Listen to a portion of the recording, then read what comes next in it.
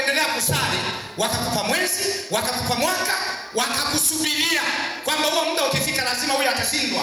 Watu wana utaratibu wao. Sasa katika hayo yote, watu wakiwa wanakupa vitu vya namna hiyo, lazima wewe uwe na moyo au uwe na nguvu ya kujikubali. Mtu anayejikubali huwa anapita tu, hata kama kuna watu wanamzomea, hata kama watu wanamdharau, huyu hajasoma. Mtu anayejikubali ana uwezo wa kusimama hata kwa maprofesa akasema neno. Anayejikubali anaweza kusema neno lote kwa watu wanaojinadi kuonekana wako juu. Anayejikubali anaweza kupita maeneo yote. Anayejikubali.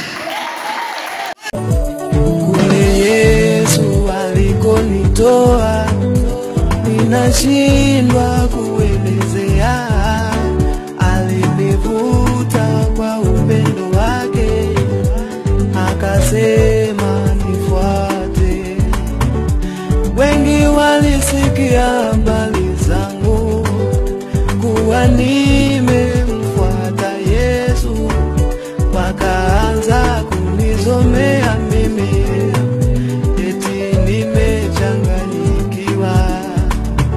Nami nilipewa ujasiri, nikajua kitu cha kujibu. Niliamini toka moyoni mwangu kile